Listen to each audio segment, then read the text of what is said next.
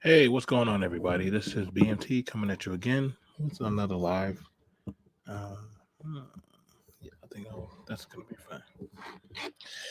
All right, I'm going to go ahead and do this one. I like this. I'm going to sneak this one on in. Um, it was something I just wanted to do, just uh,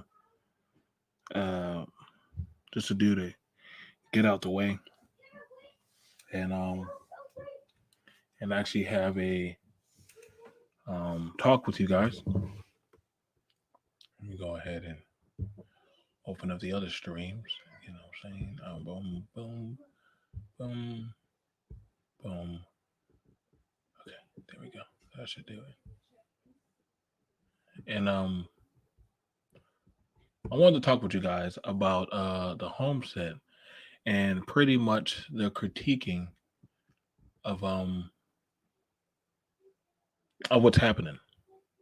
Uh, since I've been since I've been I was sitting down talking and actually doing a little bit of thinking, and I was listening to some of the other stuff of what people got going on. And I think somebody brought to me about the home, about the home, and there was one this one fella. He was he started talking about how the women should be, and and also I was hearing from how men are, and different other assortment of stuff. And then I asked the question. I said, "Well, are you even in the home? Are you even in the home, or what's your what do you got going on?" And then he started telling me about how the women and everything, and I've heard this from a lot of people, you know, about women and what they should be doing and X, Y, and Z sort of stuff. I would always hear that from different people, and I would always ask, what's their contention or what's going on? Like, do they what's their resume? What's the victimization narrative that they're putting out here? Some of y'all grew up in single parent homes. Some other people were, pretty much did not have the most. They didn't have the best background or life story. And as I would ask these questions or ask these people, especially after hearing the talking points of what people were saying, um, I would begin to notice. Um, I would begin to notice. I understood now why a lot of people cannot understand me, or literally will say, you know what, we need a voice. And I'm like, well, why don't you feel like you have a voice? I had this man. He literally was saying, he was literally cursing out this older woman. Now I don't usually talk to elderly women too much, like especially on live stream like that. It's just not my thing. I just felt like it was a two-sided thing, but it definitely was an uneasiness. Having the grandmother, it was a grandma on there, and she was getting cursed out and wasted the way she was, and in hearing that, in hearing her getting cursed out and talked down the way she was, um,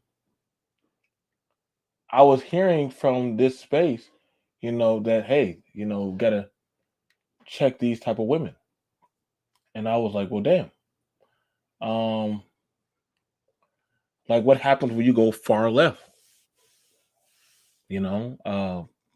Then soon after, some kind of dude named Lex Luthor, dude from Africa, or he was talking about how he was an African, first generation, and he began to tell me and other people on the panel about how black women were,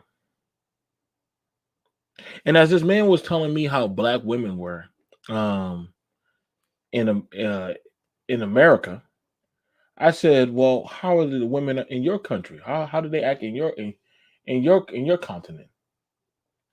How do they behave? Oh, they don't behave like that. They know better. And I said, well, what do you mean? Where you hearing that narrative that literally your women don't act like that? That's a narrative. That's a lie. You know what I'm saying? I hear from different sides. Like I said, I don't like I said, and I see it I see it a lot.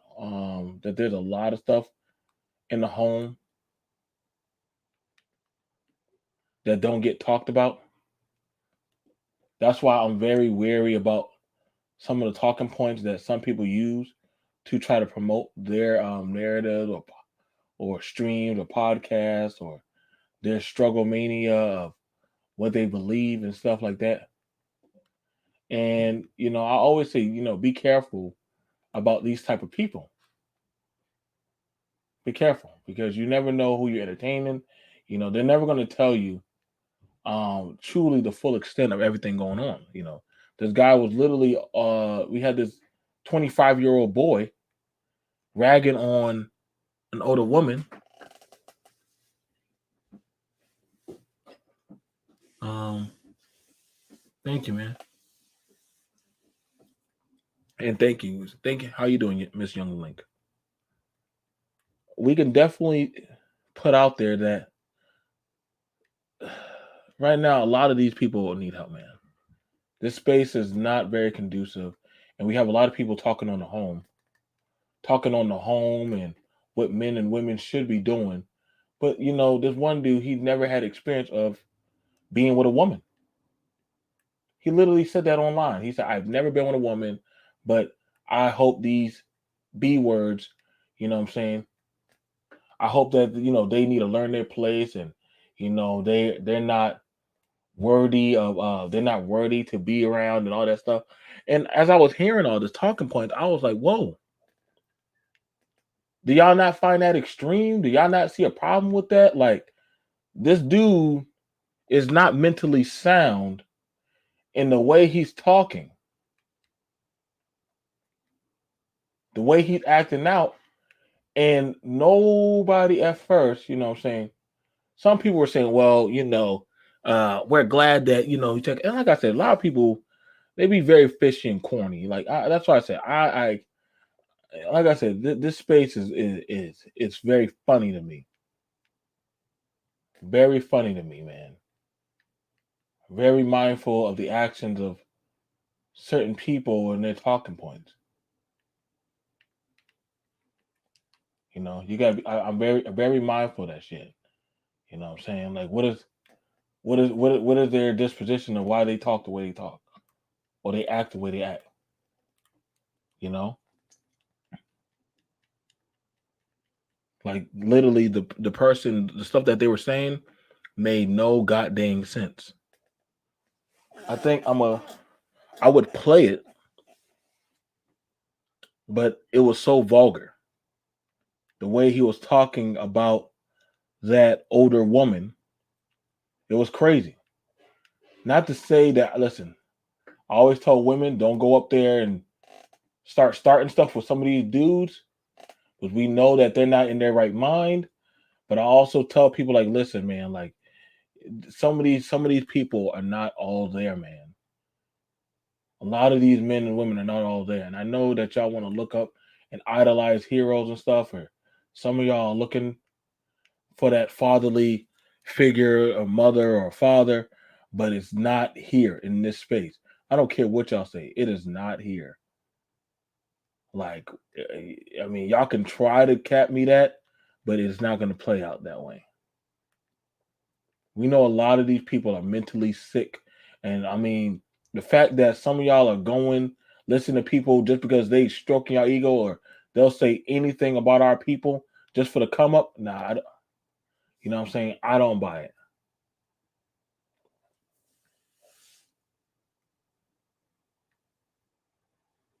It just blows my mind that, all you got to do is say something detrimental about African American people in this space, and people will love you. People will favor you.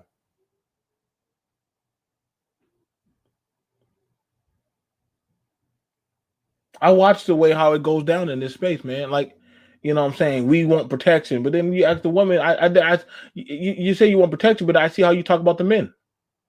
That's on God. I ain't gonna protect no woman that talking down on black men. I'm not doing it. And I know I can bust back. I know I can fire back. Smart, educated, got my money, got my sense. Same thing with the men. No, I would never encourage any woman to be around any type of man that literally spews the hate and venom and vitriol that a lot of these men do. I would never do that. But you know what I also see? I also see where this one dude started talking all type of casts about the home. Started talking about the black home and how we should that how messed up, excuse me, how messed up it is. That's what this dude was doing. He was talking all kind of trash about how jacked up the black home was. But when I asked him about the struggle of the African home, he was like, "Nah, it don't go down like that." See, he had a loyalty. He had a loyalty towards his country, saying that, you know what, our country's not that bad. You know, we're not that bad. You know, we don't do nothing wrong. We're good people. And I'm like, that's a bold-faced lie because I done cover stories about y'all selling y'all children, what y'all do to y'all men and women, but then you want to talk about my people? You want to spew that little hateful narrative and stuff? And see, sometimes you got to check these people at the gate, man. I don't always agree. I don't always like the stuff, but I'm never going to allow another man or woman to talk about the home and the experience of the black household. I just won't ever do it. Y'all fine with that? That's on y'all watch. That y'all can have that. But we also know that a lot of y'all, let's just be honest, you're mad because you could not doggone, you can't check your mama and daddy. So you say what you say how you feel on our people here.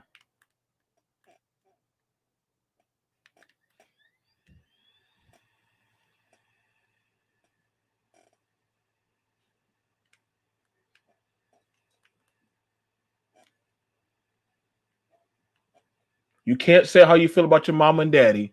You don't want to bring up that. So you'll talk down on our people.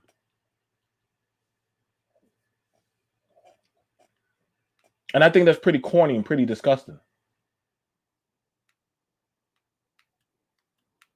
I'm not about to allow outsiders to talk about my experience with my children.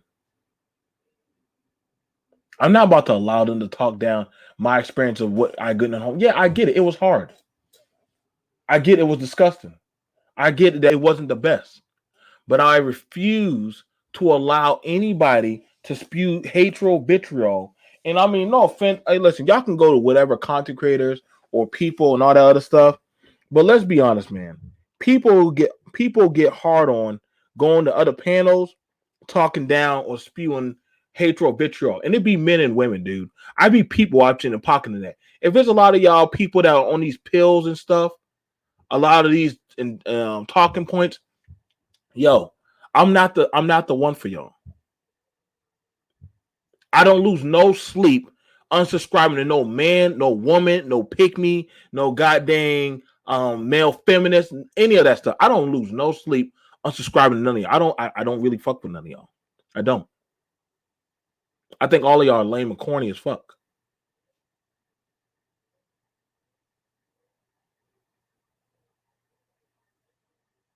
Whenever y'all start talking certain type of indoctrination on social media stuff, I'm like, oh, there's another one. Let me go ahead and unsubscribe to you. I lose no sleep. Actually, I do better. I don't have a problem talking to other groups, dealing with other communities. Because one thing I know about them, they're never going to allow you to talk about them. But see, what we got going on here is people are fine with outsiders critiquing and talking down on their home. Can I go to any other country and start talking about their people or their struggles or the stuff that they went through and think I'm gonna get away with it? No, you couldn't do that. You couldn't do that.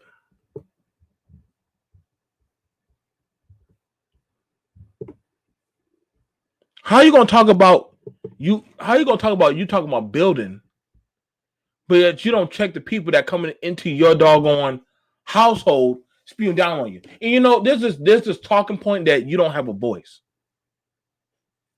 I always hear this talking point that from now, let me make sure I get it right.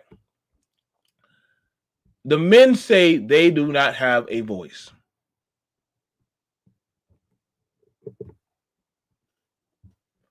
And the question I would ask is, what kind of voice are you talking about?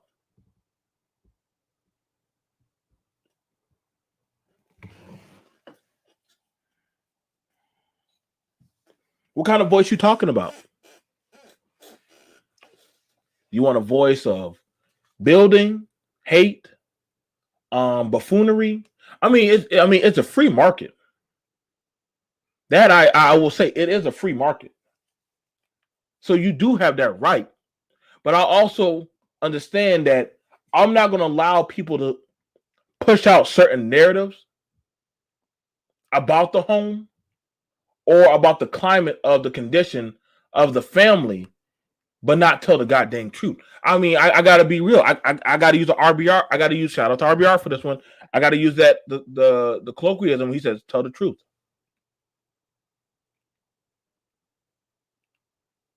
A broken clock strikes right sooner or later. But what we're not going to do is spew out propaganda that literally the narratives about, well, the black man don't want to be in the home. That's a lie.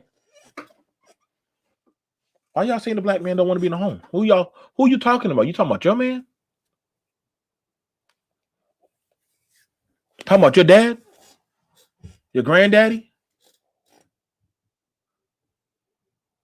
What man you dealing with that don't want to be in the home? And if that's the type of man you entertaining, I don't know what to tell you because you setting yourself up for that.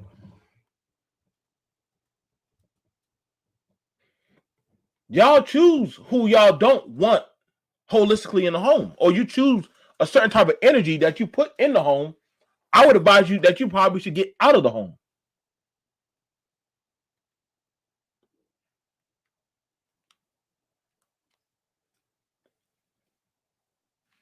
I'm not about to fight to keep somebody in the home that don't want to be there. That's something I just won't do. I'm not going to fight to try to cooperate or talk with a woman that literally all she do is talk about men. I just won't do that.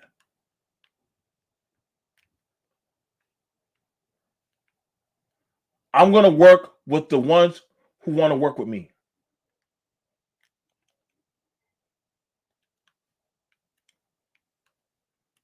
That's what I'm going to do. If you want to work with me, I'll work with you. I'm not banging on anybody got to be submissive. I'm not banging on anybody got to be like the lesser than. I'm not telling anybody that, yo, that we this and that or oppressive. I'm not, listen, man. We got enough trauma and issues going all around, bro. Like, ain't nobody got time for that, man. Nobody got time for that. But what we do have time to do is actually listen. I get it. If you didn't have the ideal family life, hey, that's on you. I get it. I had the same type of listen, man. My life wasn't the best, man. My mom wasn't the best. My dad wasn't the best. Heck, I didn't have the best childhood. It wasn't squeaky clean. Listen, but you know what? I still found a way.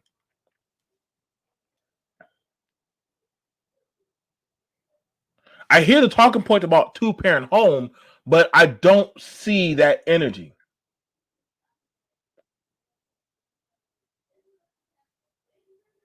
I hear it, but I don't see it. And I get everybody in here to talk about marriage or get married or be in certain type of relationships. I get that everybody's not built for that. I'm gonna just be honest. Everybody's not built for a relationship. They will like one, but let's be honest. A lot of people are not built for one.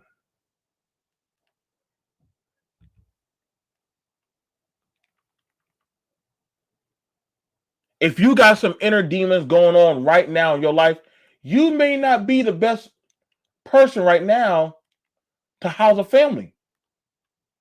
I mean, I'm just being honest.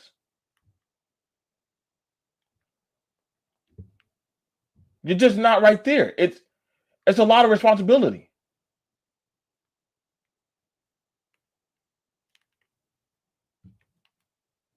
It's a lot of responsibility. Everybody wants to make babies and talk about busting up and I want to carry your children, all this stuff. But there's a lot of pressure that comes down onto it, man. I don't think people understand. This is why, listen, I get why a lot of younger men are scared of I do. Because after hearing all these little ghost stories from all these other dudes that so-called that sound like their hero, oh yeah, you told that woman, yeah, you put her in her place. But I'm like, that's not you, fella. That's not you. That's not every woman. That's not every woman. That's not every experience. I've been abused. I've been lied on. I've been cheated on by women. But never have y'all heard me have the vitriol like some of these dudes do about women. And I know women that have been beat, raped, threatened, and still love men. So we know that it's something more. It's something more.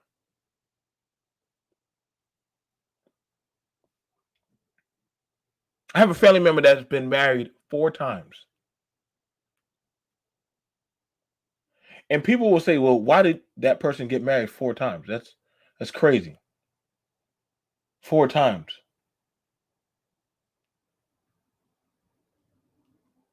They're like, that person, that's not a good example, BMT. I said, what do you mean? They kept trying.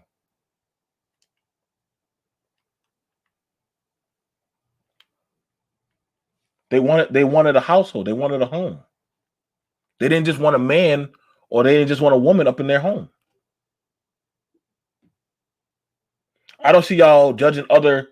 Do you know how many people throughout history have been married multiple times? Are y'all calling those type of people failures? Dregs of society? We have all the pretentious talking points about people that make children.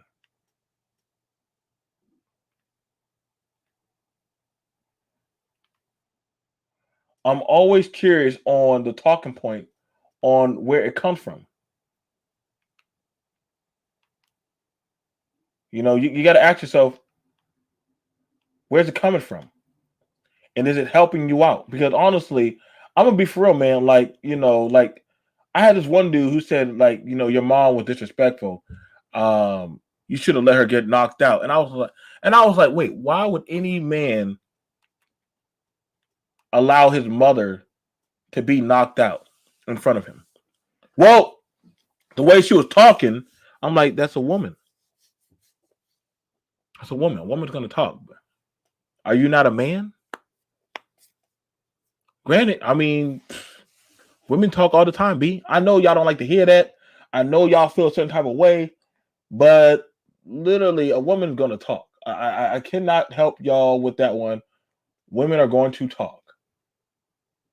They have been doing that since the dawn of time. Well, in other countries, you would punch a woman in the mouth. I'm like, well, dang, dude. Like, so why do you want them to look at you as a stoic man if you're so quick to want to hit or beat a woman?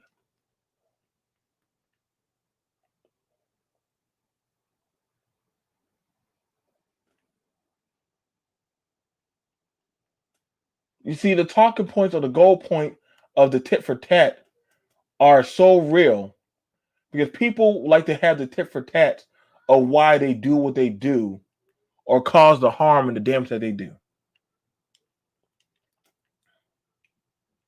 You're not a man if you don't protect women. Which women? I got to be real with y'all. Like, that's the protection talk. That's a case by case. You don't like it. I don't know what to tell you. But protection is a case by case, man. I done been to places where, I mean, no offense, but I done seen these places, man. It's not the prettiest place. Abuse is real, all worldwide. But I don't mean we got to follow up with it. I know y'all looking for me to rant, looking for me to ramble, but you're not gonna get that. I'm sorry. I'm just not for that. Y'all thought I was gonna open up panels. No, I'm not feeling that. I'm just not. I'm just not.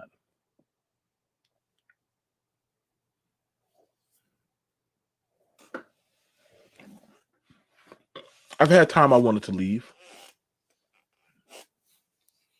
I've had times I didn't want to be a 24/7 dad. I think that's why some men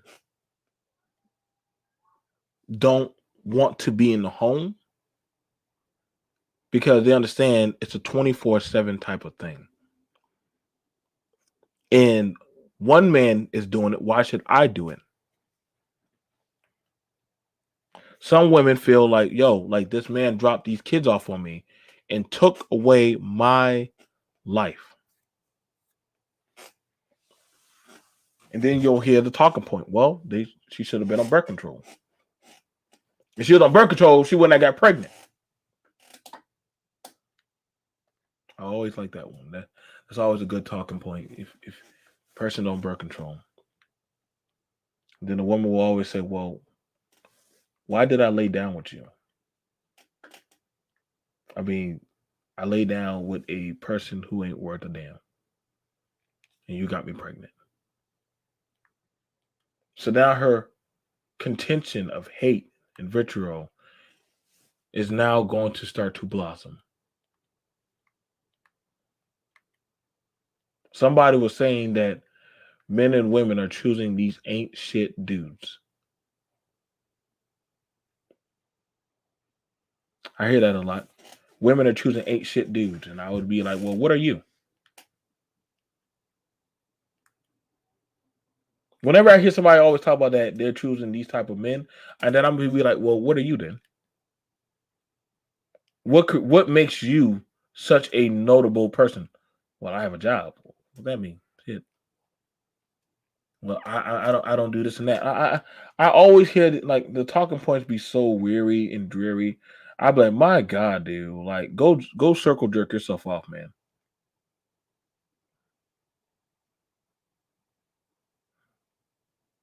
Like the go move the goalpost. Why don't you?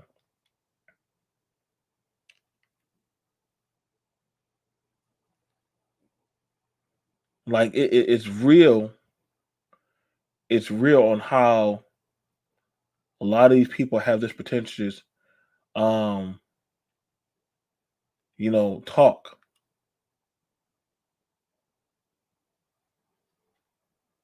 And we're starting to understand that a lot of these people do not want accountability. They want to make kids. They want to try to find some way to shame other people, but don't hold me to a certain plausible standard. Don't do that. Who are you to judge me? Only God can judge me, as some will say. Only God can judge me.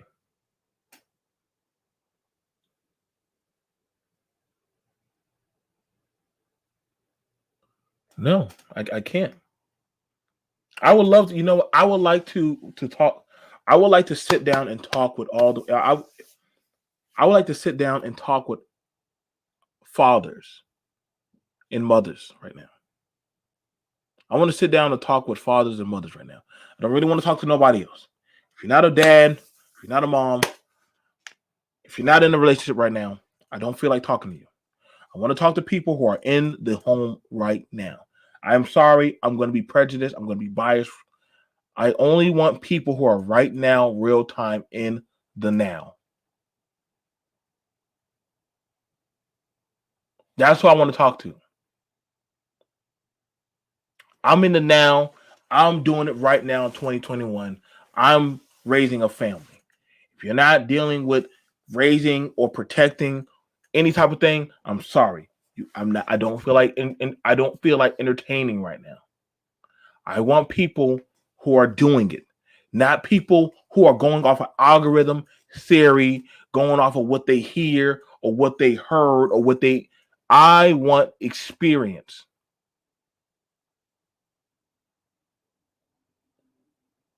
I watch everybody get on panels and have so much to say about what I should be doing, what certain men or how the home is going. But then when you ask the question, so what do you got going on? What are you doing? It falls on deaf ears.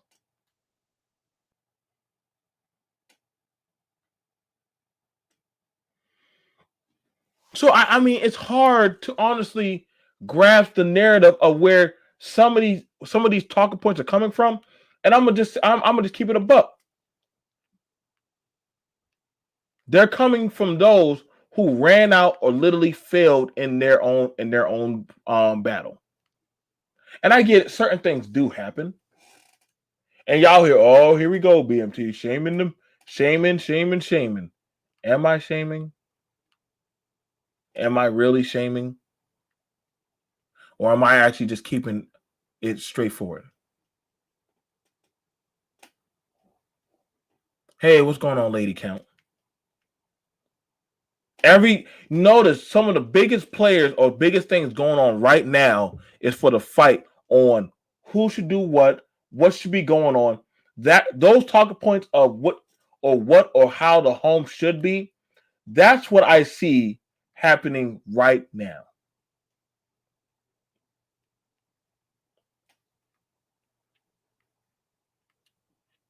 There are more talking points on how the home should be, how men should act, how women should be addressed, or how women should, do certain types of divestment and stuff. And I'm like, well, dang, is that not crazy? Everybody knows. You have it where the people, it's like they're trying to build a family.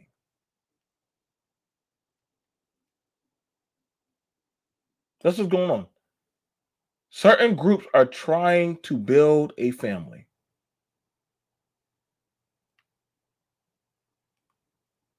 And the question is, out of what? Off of what talking points and what experience?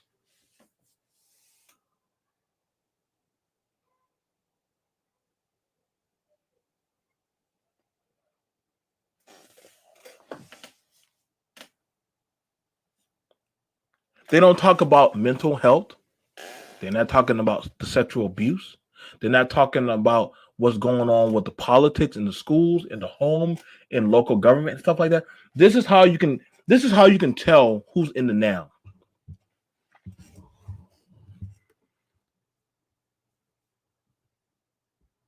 And you got to be very wary of these type of people. I am. That's what, like I said. That's why I pulled way back. See, I start to listen to what a lot of people say, I do. I listen to what a lot of people say. And I always say, you know what? That's one that literally wants to disrupt the balance of what people are trying to do. They said, what are you talking about, BMT? I said, the devil never left the church. The devil was always in the church. No, no, no. That doesn't make any sense. No, the devil never left the church. He was always in the church. I'm dead serious.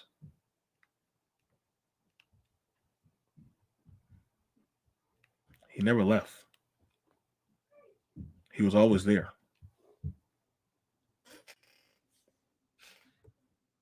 And so the enemy always wanted a family. He always wanted the imagery to make those of us believe that I'm the best thing for the home. Hey, Kelly, I'm the best thing for the home. I'm the best thing for your children. I'm the thing that can save your marriage. They'll say all kind of sweet honey nectar words to get you and your people from what y'all are trying to do. Lord knows right now we're fighting hard, tooth and nail, to protect the livelihood of the home. That's what a lot of us are doing. We're fighting to protect the livelihood of the home.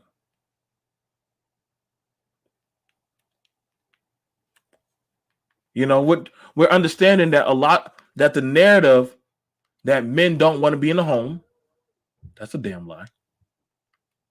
I know a lot of men that want to be in the home. I know a lot of men that want to be able to have time off to be with their children. Telling some good stuff tonight, B. Oh, what's going on, man? I know a lot of men that actually, hey man, like, hey boss, you think I can get some time off to go watch my kids' ball game? I don't know, man. Like, come on, let me just get some time off. I just want to go see my kids' ball game.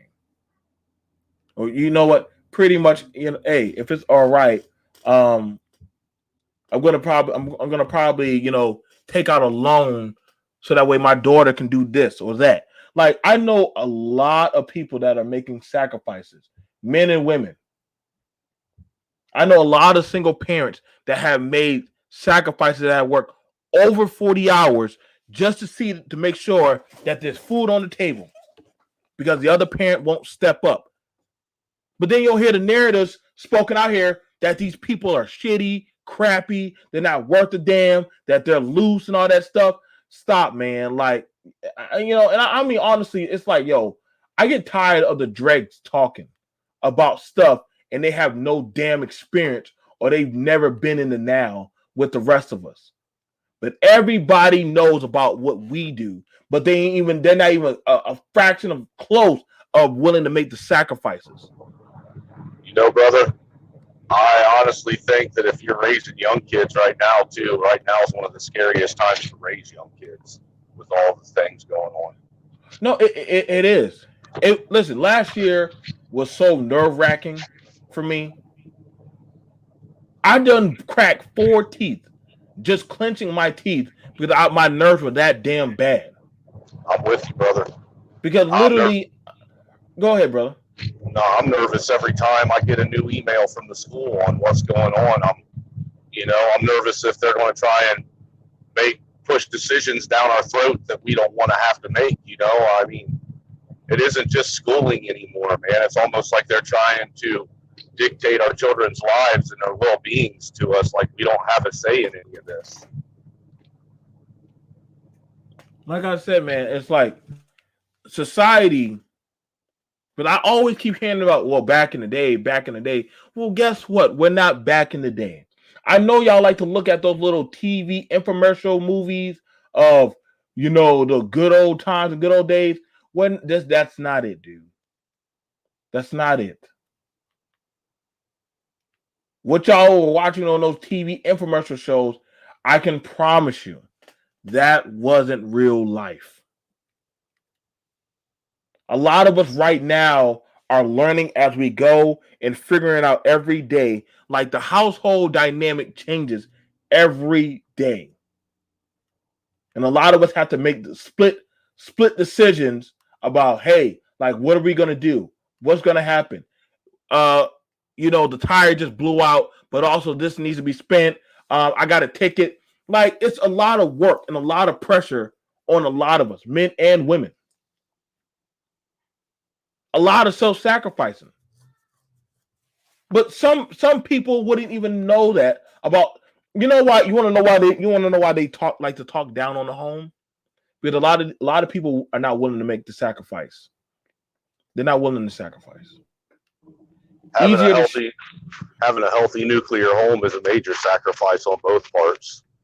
Everything doesn't always go the way you want it to. It ain't no fucking fairy tale, man. And that's what a lot of people are confused of. They think it's some fucking Disney story, fairy tale with knight in shining armor saving the princess and all that shit. And they don't talk about all the late nights where you're staying up dealing with a sick kid and have to go to work sick as hell because if you don't, your bills don't get paid. And the stresses of trying to figure out how you're going to make ends meet, where you have to decide whether or not you want to pay this bill or that bill, or if you want to go out and buy groceries.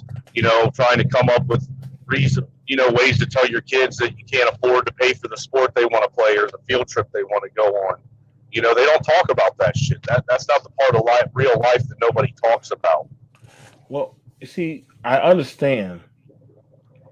It's easier to judge rather than actually pick up your own conviction cross and carry it on your own. See, when I was listening to certain people talk about the woes and the intricacies of the home, I remember me and Mimi had gotten into it. We got into it really bad. And we were talking about separating. And as I thought about that, I said, can I trust another man in society with the way it is right now to be an honorable man and step up and care for her and my children? It's not just that, but can you trust another woman on your aspect, on your side, to step up and be an honorable mother and raise your kids the way you want them raised when you're not around? But see, trailer, and good afternoon, Koja. Hey. That is so true because see, that's another intricacy of reality that some of us, I'm not saying all of us, think about. Well, who can I honestly trust? Because people will say anything to get access to you, but they don't care for you or your children or your well-being. There are people who are like that. I want access to lay and sleep with Koja, but I don't want to be a man in the home for Koja. I don't want to do that.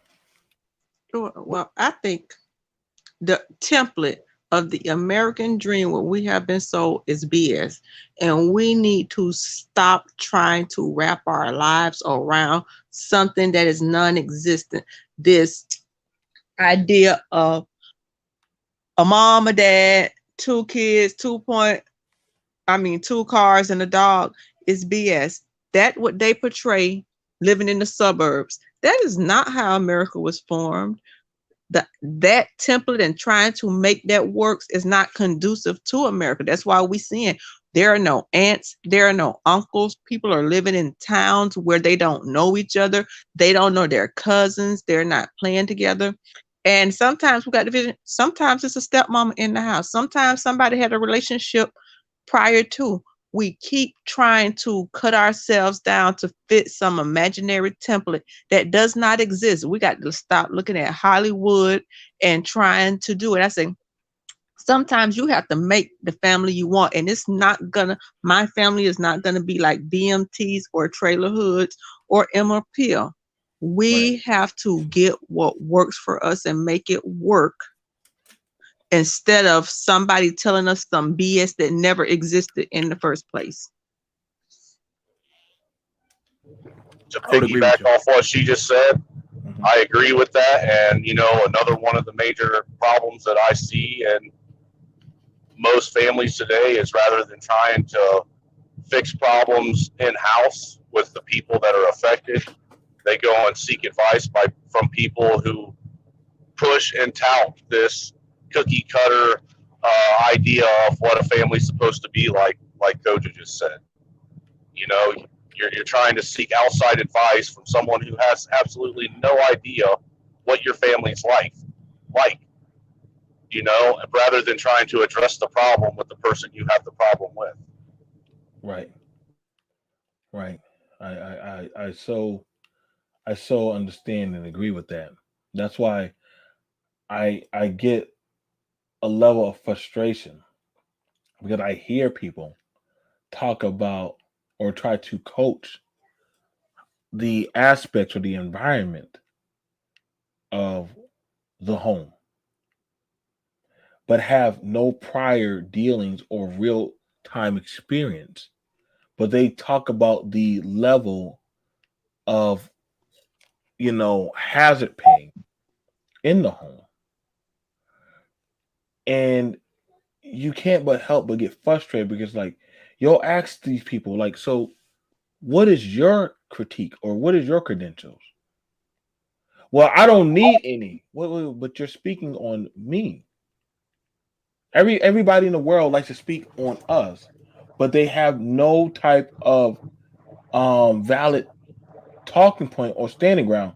Well, Or their statistic. or their Oh no, credentials lie on a college degree and family development or whatever, and they've never actually had. They don't have. They're single people that don't have a girlfriend, kids, or anything like that. No real world experience. And Or even if they do, let's say we both have two children, but I may have an ADHD kid or autistic kid. So what work in your home is not necessarily going to be flex. So you can't, we all have these different little diverse things and subtleties that may not actually function like, and I'm not never saying we can't take advice from people, but sometimes the people advising don't know the infrastructure in the home and the little dynamics that's going on. And people aren't always, I'm not going to sit and tell everybody my business. If my child got we got some mental health things going on, I might not share that. But sometimes people are so easily to jump and judge other people by their standards that don't even fit people's situations. we're drawn I here believe, by we're drawn here by Emerald. What's going on, Emerald? yeah, I believe that. Can you hear me? Yeah, yeah. I believe that if everybody just was focused on homeschooling, um, like way back in the '80s, okay, I was thinking about people just if they focus on the family instead of worrying about extra money and all this other stuff. Um, Everything will be fine because I think that started back in the '50s and '60s when homeschooling, and everybody got lost after the '60s. Okay, and then it went downhill after the '70s. Okay, and then the welfare came up. Okay, and it destroyed pretty much everybody's family. Okay, and when I see homeschooling as the solution for all of this, there also was a missing element too. Okay, like I know I talk about it like on my shows. Okay, but polygyny is like it's like helpmates. Okay, wiving up. Well, You the know, homeschooling, what are you talking about? In the 50s, in the 60s, in the 40s, half of them damn people couldn't even read. They was making X's. So it wasn't no homeschooling because I don't know what they was doing in the North, but in the South, a bunch of those kids were in the fields working. So what are you talking about? Are you talking like something from the 80s or what? Because where I'm from, well, those people were not even educated. So it wasn't no homeschooling. The my um, question, homeschooling actually was the, school um, came when they actually went and but they had but chance in between that to go to school in the school system because it wasn't all at homeschooling, but that but may be a different experience up north. But those old people didn't have homeschooling because half of their ass couldn't even read. So I don't know. yeah, I'm just talking about I'm a I'm real just talking person about that what I live in a learned. real world that need to see Yeah, when these things take place because we say things that have been repeated to us that we actually never saw. So we hear something and we hear bits and pieces, but when you stop and slow it down and look at the details of it, What are you actually talking about? I'm talking about like what I learned from when I used to be a personal care aide, and there was some white guys that I talked to who were pretty much slight on racism and stuff. I told them it ain't my fault I'm black, but I had a discussion with them, and they told me between the 50s and 60s was the golden age of America. And so what happens is that there were groups that was trying to push forward this homeschooling tactic so they can have more income because women was talking about equality during those days, and that was a great solution. And there was a bunch of individuals who was trying to start this polygyny thing going on in combination to it, but it was snuffed out. It wasn't really talked about too much. I'm talking about between the 1950s and 60s. I'm talking about this the golden era here, but it wasn't really getting recognized in the Who's news. golden era? How do you You how do see you these racist guys. Who's golden Whoa, era? whoa, whoa, whoa, Wait, whoa, whoa, wait a whoa, minute, whoa. wait a minute, Go on. wait a minute now. Here, let me finish speaking now. Between you can look it up yourself. Between the 1950s and 60s, it was called the golden era of America. Well, the white man was basically the white woman was in the house and all that other stuff before the feminist movement occurred. Okay, and he told me, and they told me a few guys that I was taking care of. Okay, told me they were basically trying to do this. They were trying to do that. There was groups and stuff. There was all sorts of groups, but in one particular group, there was a polygyny and also the homeschooling thing. But I didn't know. I don't remember every little detail of it. But it wasn't really popular. It wasn't popularized during those days. And if they can did I push it forward, go ahead, can I ask you a go ahead, question about that though? Go go ahead. ahead. How do you with the homeschooling, how do you fight against the social awkwardness of children that are homeschooled? Because like with my son, I wanted to homeschool him, but then when I Mhm. put him in kindergarten in public school, I actually saw him blossom socially and come out of his shell and become a kid that would interact with other children, where before that he didn't want nothing to do with it. Right. Like a lot of kids that are homeschooled. And what's going on, information man? What's going on, Lady Count? A lot of kids that are homeschooled. Um, One of the things is, especially if they don't really have other kids around their age to interact with. There is a social awkwardness of how they deal with children and deal with their peers versus how other people deal who are and like with other children how they deal. um that's a it's kind of like it's almost like a little bit different. Like they the naivety sometimes is definitely there where they just don't know how to deal with Well, the for children. example, before my son started going to public school, if me and mom went somewhere and brought the kids with us, he was always right. He was our shadow. He always hung right beside us, would never interact with other kids. You know, Mm, 4 months in public school, and now we go somewhere, and the first thing he does is he find the kids that are his age, and he's gone. We don't see him the rest of the day, and that's something that I never thought I'd see, and I don't want him to lose that. But let me tell you something about my daughters though. My daughters don't really like socializing too much. Not because of myself. I don't enforce anything. I'm very passive and also psychological. I study things in a certain particular type of fashion, and I realized that in my past that a lot of women, okay, kids are different around other kids, and some kids don't really pertain to always wanting to be social. Like my daughters, I try to encourage them to be social in person, but also they learn also on the internet through a different type of way. Okay, spatial, you want, I think it is. They can look on the internet because my daughter, she likes to be on the internet, playing Minecraft and stuff, and I said that's different from in real reality. So other than that, it's everybody's child is different. Okay, so you really can't say anything like, okay, all children should do this. I don't really like taking advice from people external from my family because I'm different from a lot of people. Everybody's different from each other. It's just that when you try to take advice and you're not educated or if you have no experience, okay, you're kind of wasting air. Okay, it's like, okay, you're not going to force my family into this situation. Don't tread on me because that's not going to happen. But in your situation, it might be completely different because of how you were raised, okay, and how what you went through in your life. But every child is different, okay. Um, Emerald Pill. Hmm. Um, just want to say I tried to drop a link. I don't know what 1950s you're talking golden age. It's called Harvest of Shame. It actually was some of my aunts and uncles and from our small town is actually in there. So there is a narrative, but I will ask you to go and view that documentary. It's by Edward R. Murrow, and we just actually have to find it. So Mhm. whoever was telling you this and some other stuff, um, just check it out if you want to. And I don't think anybody does that. But in this generation, we have a generation of kids that are growing up that actually do not know how to socially interact with human beings because they're getting less and less social interaction with kids. And I don't know where it's going to end us at, but it is a big thing because our kids do be on the internet and stuff. So when they actually come into contact with actual people and having to do that, especially if we don't get, if COVID don't get over and we don't, some of those homeschool kids really do have some adjustment.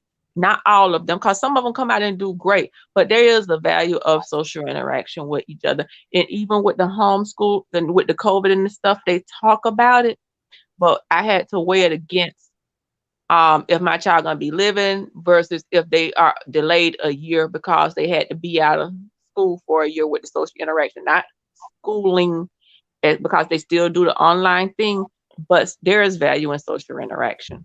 I ain't gonna Yeah, say yeah. what to or to what degree, So but and I never tell anybody how to raise their kids or anything, but there is some value You, in you that. know, you know what I got to say about that. I have to say that there's no time limit on the education, because what you just said about oh, your child might be a year behind. Some parents don't care about that time limit. Okay, I feel that there's a natural essence to things. Okay, if the child wants to learn at their own pace, they learn at their own pace. Okay, but that's just my side of understanding how children should be raised. It should be their free will when they should learn. But if they are autistic in some kind of way, that's a whole other subject, because you can't force a child that's pretty much autistic in some sort of way. But you shouldn't have to worry about the standards of institutionalized uh, uh, of America. This is what a child should be in this age and this age. No, You know what I I'm don't saying? think so nobody. let me get it back. Let me get it back to the focus on pretty Okay. much. But I mean, I get it. Everybody has a certain type of way of how they're doing things. One of the pretentious issues is that, and I get it. Like, hey, everybody has a different way. But one of the issues is that we're definitely having where a lot of outside sources and entities are speaking on the relationship between men and women, the development of society, or how families should be. But literally, they have no type of preference of energy, of how they should actually act. We're seeing it where a lot of young men don't know how to deal with the concept of dealing with a younger woman. They do not. They don't. It's not. They're not very good at dealing with the concept. It's more so, and this is what I have to bang at this, where when I see a woman over coddle her son, and you know when it comes to dealing with other men, he doesn't know how to really be functional. Or when it comes to that of the interaction of you know having a relationship with another woman, he wants that woman. It's kind of more so like a prerequisite of another mom that he's taken. But the same thing when I see for young girls, when they're trying to build a. It's like when I hear young girls talking about getting with certain type of men, and they're like, that's daddy, or that's certain type of thing. It's kind of like a father daughter relationship down to a sexual period, and we're seeing this happen now, where certain entities of people are doing that. They're getting into compromising positions of relationships where it's father daughter, or I mean husband and wife, but or some type of development to say that this ain't really my mate, this is my baby, or this is my woman. But then the man does not know how to properly be a man. Yep. So these things are happening holistically right now. They're happening right now, where men instead of looking for a wife, they're getting, a mom. Like the woman find out, I feel like I'm raising a child, and the men are feeling like they want a younger girl that's more impressionable rather than having to deal with a woman that they can actually build with. So You I know what I think, gotta say about that? What I gotta say about that is that socializing, social media causes a lot of destruction for most families in America. Okay, overall, from my perspective, from my experiences, okay, just this is my experiences only. It seems like when every time I see a female single mother, okay, watching TV, they influence that on their daughters, okay. And I said that your daughters are the future. You should know this, okay. It's very important to watch what they watch. You got to watch what they do, track what they do. There's no freedom for your daughter if she's basically having all her privacy in her room and you don't know what's going on, okay. There is no privacy in the house, especially when you are trying to raise a daughter, okay. Daughters have a more influence in society than little boys. Okay, I always wanted boys because they were much more easier from my experiences. But girls, they tend to be a bit more tricky. Okay, I have daughters, and of course, I've learned this through experience and time that if you allow your daughters to do what they want to do freely, okay, without no discipline, you're causing a catastrophe waiting to That's happen. with any child. If you allow your sons to do what you want to do, you're going to do that same thing. That is a thing about having no boundaries and allowing any child, regardless of gender, to do what they want to do. So that is not specific to just girls. That is something across the board. But Well, I'm just saying it from my experiences. there I is just a know that world from a out lot of there. daughters, a lot of There's daughters a compared world to out boys. there for Boys are social easier. media The boys compare are that compared from my experiences with being many women in the they past. both, As a boys and therapist, hold girls on, one tend at to a get in time, one different at a boys, types of time, one at a trouble. time. I was already talking, okay, and she's interrupted me. Yeah, yeah. Let him finish talking. Boys tend to be easier to talk to than the girls. The daughters, okay, are harder to talk to. When I was in their houses, babysitting, giving the therapy, yada yada yada, and my secret past, okay. It was harder to talk to the daughters, okay. There was no kind of way to communicate this because the mother was already set in her ways. When I talk to boys, they're always distracted and focused on me because maybe because they missed the father. But the daughters were not as interactive. Okay, you want to say the word interactive psychologically. So I would give certain things to do. Because on a whole, women tend to talk more. So female Well, that's girls what I did. tend to That's what I did. That's communicate what I did. But more they than weren't really boys. interested in the logical side That's of things.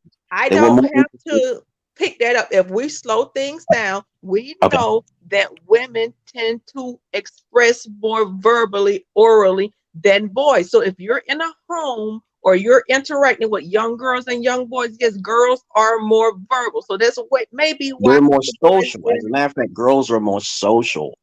Girls are more social. The boys are more um focused internally, okay. when the girls are more I focused can't go and pull up externally. the documentation, Now, but I'm now, sure now, everybody Well, now, here has I'm just telling you my read and experiences. I'm just telling you my experiences. Fuck now the documentation. Excuse my language. I don't care. I'm telling you from my experiences as being a babysitter and being a therapist to many women in my past. I tried my best to be but, a therapist to many women in my can past, but and you're, can I I've say but, been but, there. but, boys but and Emerald, you're girls not a without I'm just saying they're direction? different, and I see a big problem when it comes to socializing, and that's okay, all I What want to I'm okay, going to Emerald, say is Emerald. boys and girls without direction will get in trouble. I always say they get in different types of trouble. Girls tend to get in a more sexual trouble, and boys tend to get in a more criminal type trouble. But they both get in trouble. Now, if you view one of those as less or better or worse than the other, then that is. But children without direction, regardless of gender, more than likely will get in trouble. They just will be different types of trouble.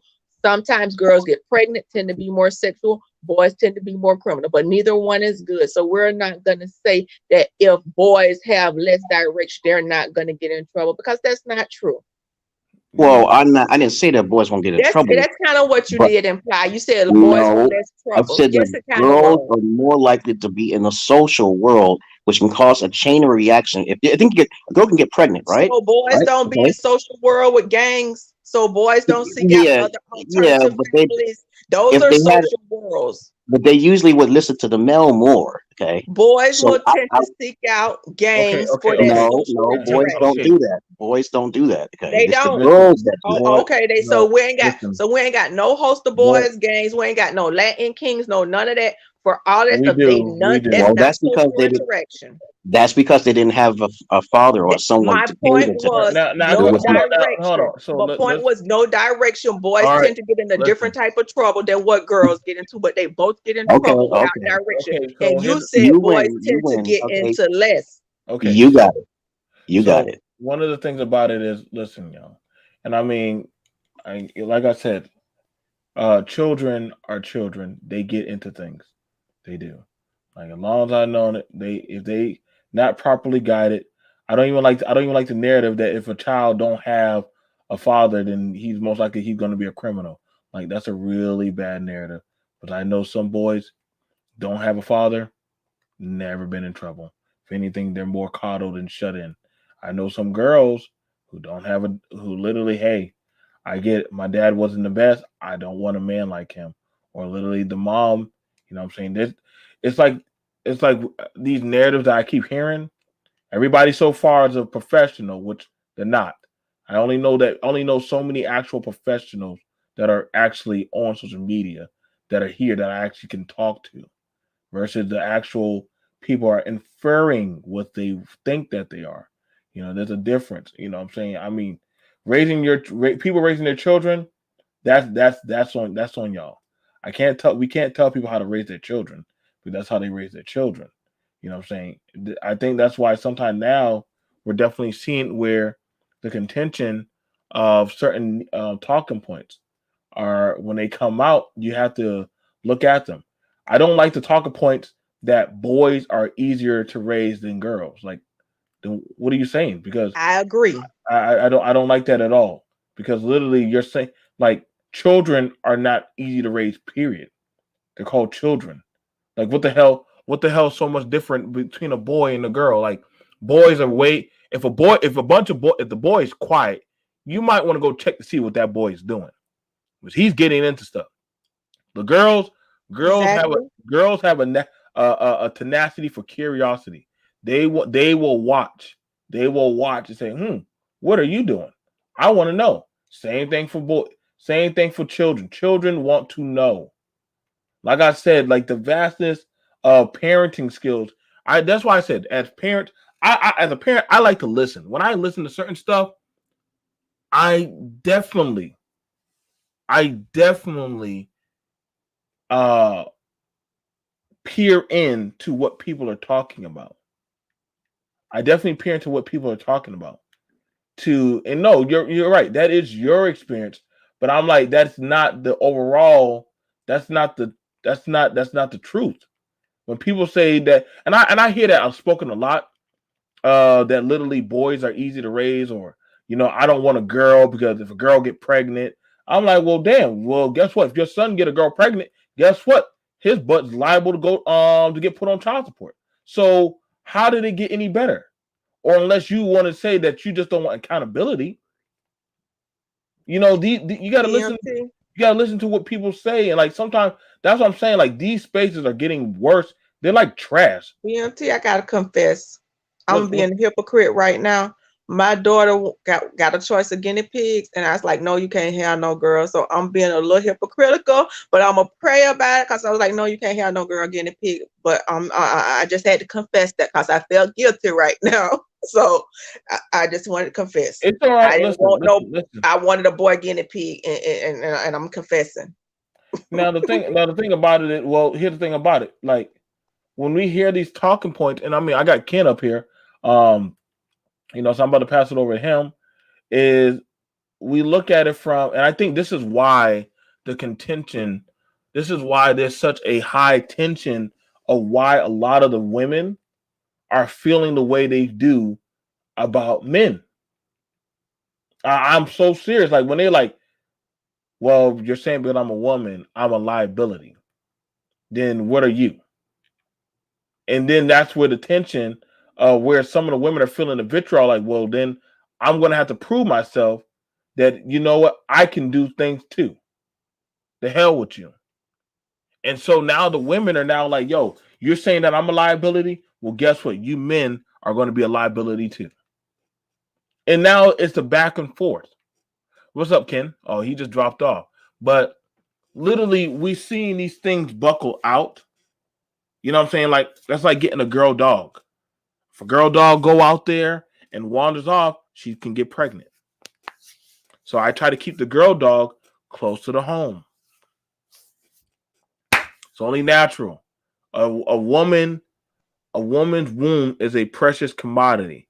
Oh, I know y'all don't like me saying that, but a woman's womb is a precious commodity. She can't be wasteful with it. But the same thing with the man's seed. You can't just pour that out anywhere. And see, the thing about it is having the proper tutelage to teach your children and teach those around you how to have accountability.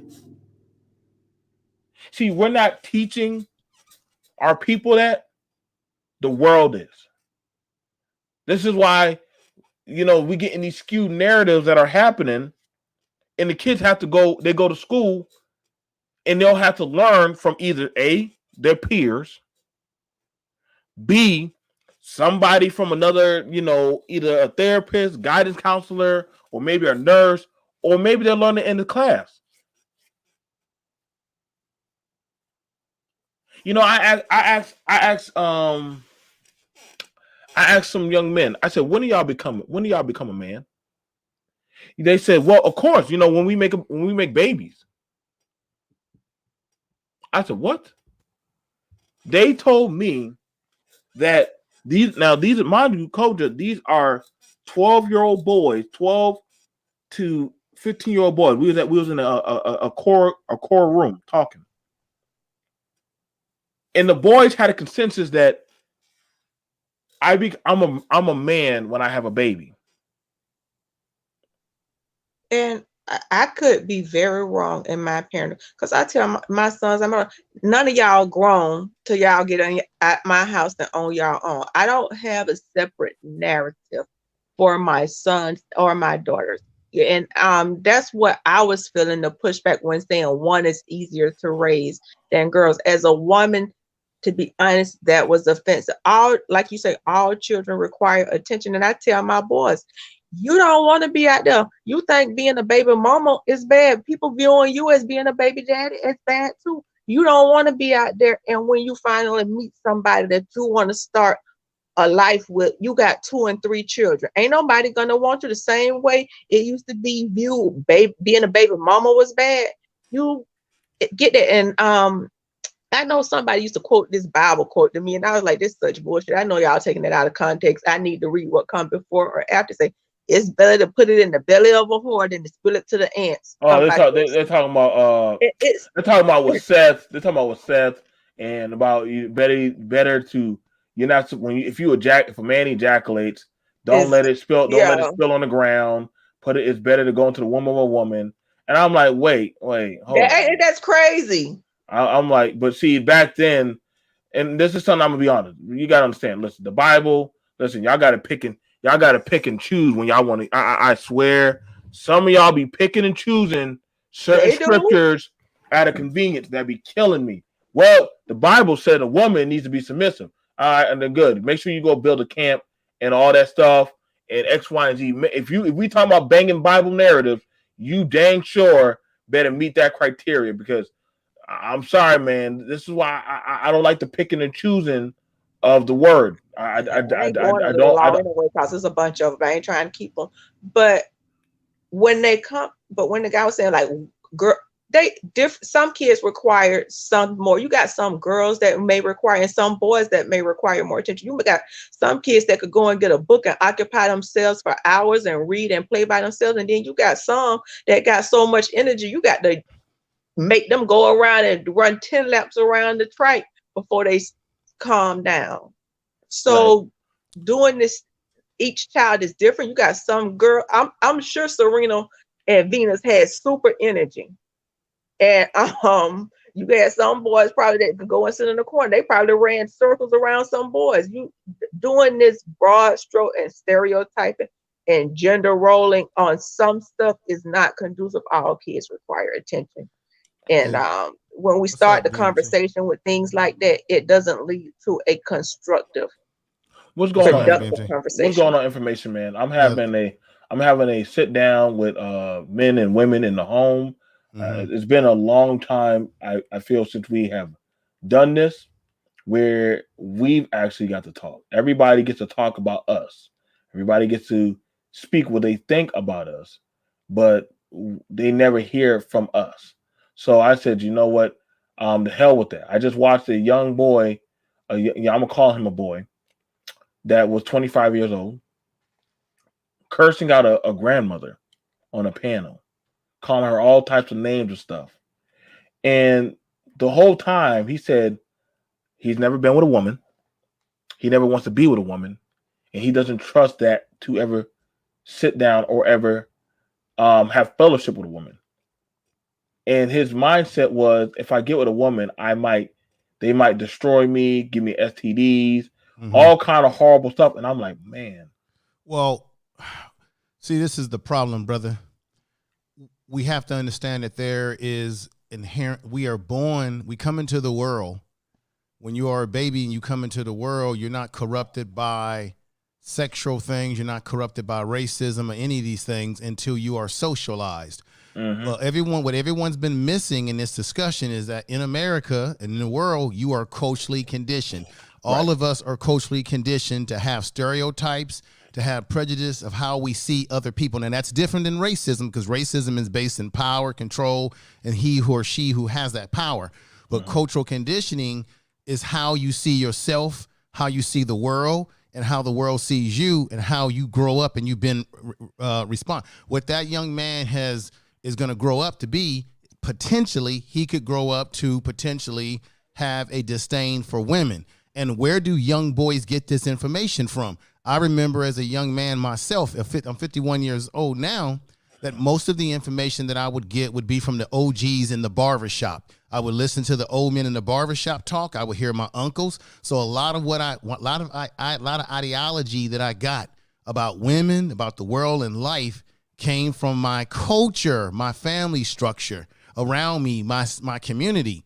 Whether it was good information or bad information, that's where I first got my information from, because no one's born into the world with knowing all this stuff. And then what happens is when you're culturally conditioned, that's when you'll begin to engage in behavior where you sort of stereotype and say, this is what a boy is, this is what a girl is, which is why they say, hey, girls wear pink and boys wear blue. If it's a boy, you make the room blue. We're culturally conditioned to colors representing this and girls representing boys.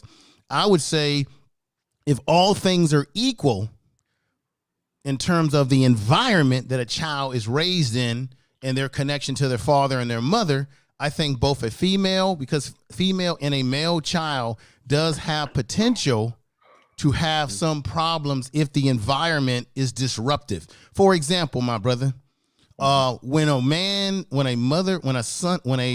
husband, a father, and a mother gets a divorce, both the female child and the male child are both impacted, but the child that gets impacted by it even more is the male child. Male children have some of the biggest problems with readjusting themselves to dealing with the divorce in their family. Not that female children do not, but a lot of male children, I've seen this. Now, what are my credentials?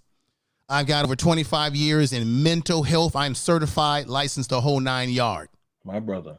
Not only that, I was married for 15 years. I have a daughter of myself of 13 years old. So I know something about raising a female child or raising kids in general.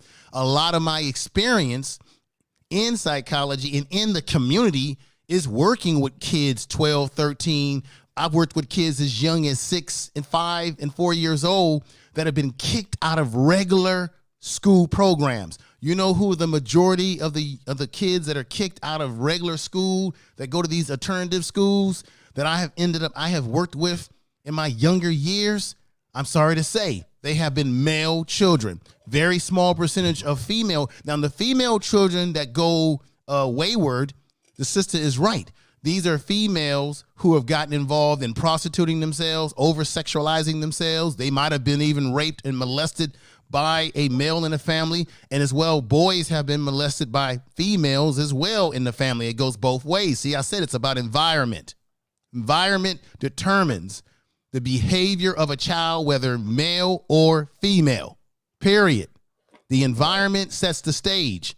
So if I grow up without a father in my life ever, and I didn't have male surrogates in my life to show me the proper way that a man behaves, whatever that may be, then I may grow up maybe effeminate, because if all I have is women in my environment raising me, you may become effeminate. Matter of fact, I've seen that played out in real life where men were raised mainly around women all their life and they came out effeminate for whatever the reason. Then there are young men who get a balance of both the male in their life, the father and the mother, or maybe the father isn't there, but there was a uncle or a family member in the household who instilled some values in terms of manhood in that child where the biological father was absent. I see now where I work at, because nobody can dispute me. I've got 18 going on 19 years of working in the prison system in the state of California. I deal with men on a daily basis who have committed all kind of crime that you can't even imagine. I've dealt with brothers on death row. We have death row inmates in San Quentin, and a few years back, they used to ship the ones that had mental health issues to the facility that I work in. And most of the young men that I deal with are 21 years old, 18, and grown men 50 and 60 and on up.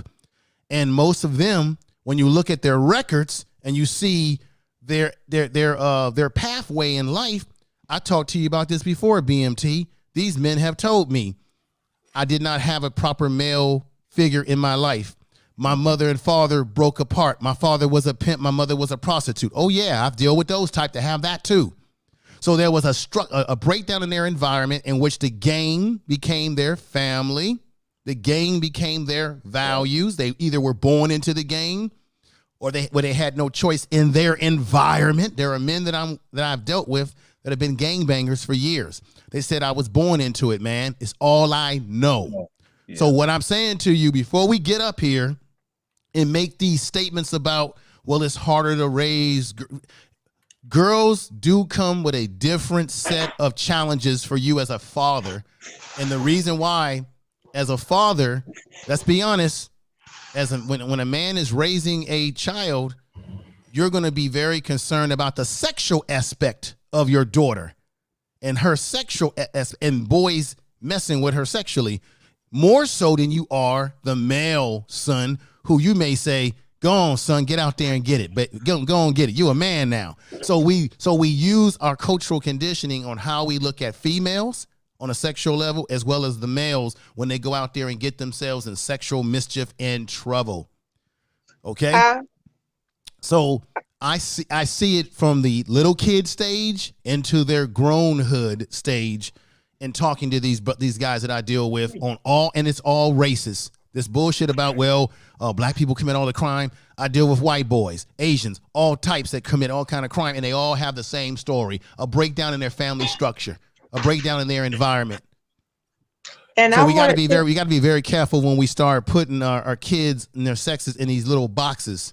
And I want to commend you, because it was 3 states. I said I worked in the prison system, juvenile corrections, and female corrections.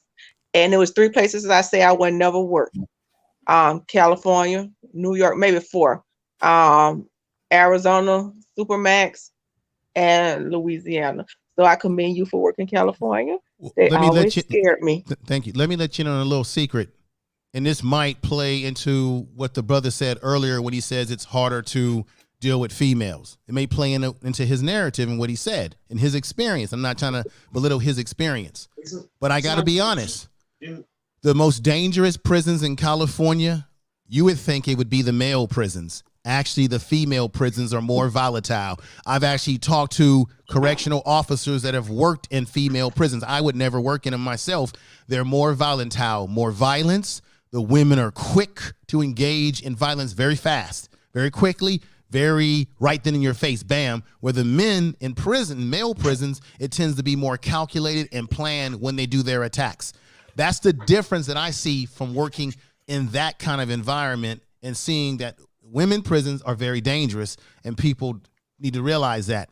So what I mean by that is that both sexes, male and female, have the potential to do very destructive things based on environment. If you take 2 kids who grow up in a good family, a good structure, good background, they have all the opportunities, those kids have the greater, those kids, whether boy or girl, you have the greater chance of being able to raise them and direct them if they're raised in a really good environment. However, see, you have cases where people grow up in good neighborhoods, good two-parent families, and they turn out to be monsters, boys and girls. Right. So it can work both ways. That's why we can't be putting people in boxes. Exactly. And there is no one formula and no one solution.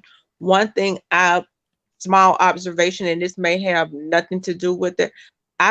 When I grew up, I'm 46, and I'm not saying I'm saying maybe sometimes we exacerbate a problem. And I'm not saying ADHD is not a thing.